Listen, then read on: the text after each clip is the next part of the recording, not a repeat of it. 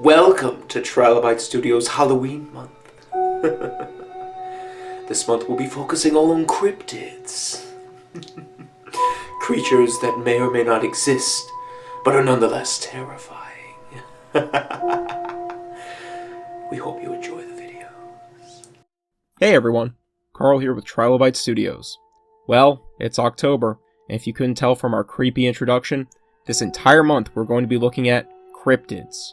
We decided to ease our audience into cryptids by slowly cranking up the scarometer from 1 to 10 as we progress through each cryptid profile.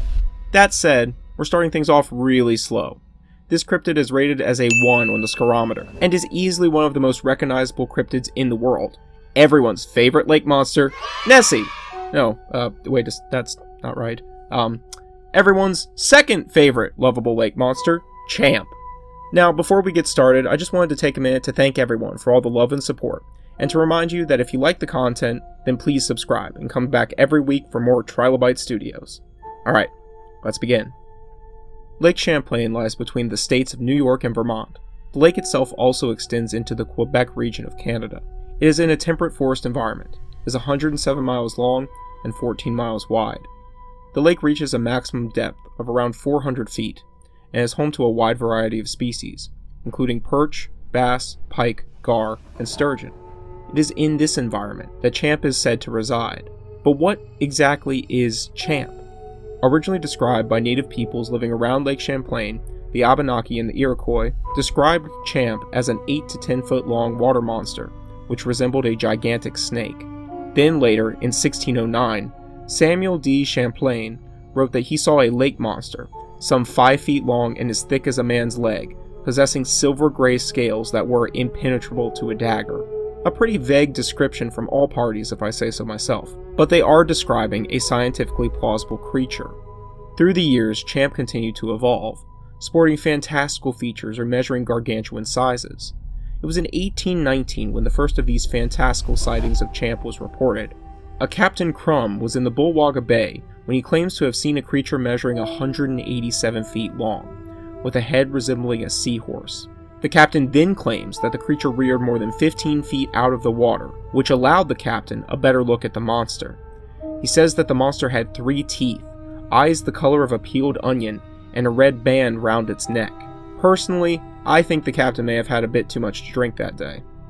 More sightings of a mysterious creature on Lake Champlain continued throughout the 19th century.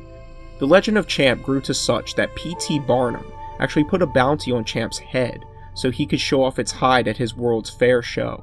Sightings of Champ persevered into the 20th century, and by 1992, there were more than 600 reported sightings of Champ from people all around the lake.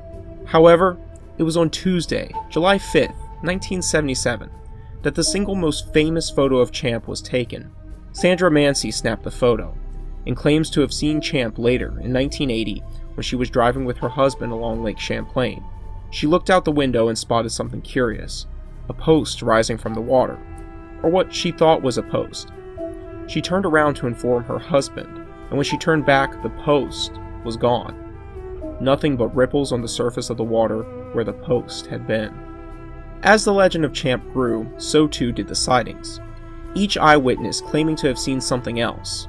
But a curious thing began to occur. With each witness, Champ slowly but surely transformed to take on features commonly sported by its Scottish counterpart, Nessie. This new version of Champ, this plesiosaur-like version of Champ, that witnesses claim to see, stands in stark opposition to the original sightings by the natives and Champlain, who both claimed the creature to be serpent-like in nature. When this transformation happened is unclear. However, why it happened may be easier to explain.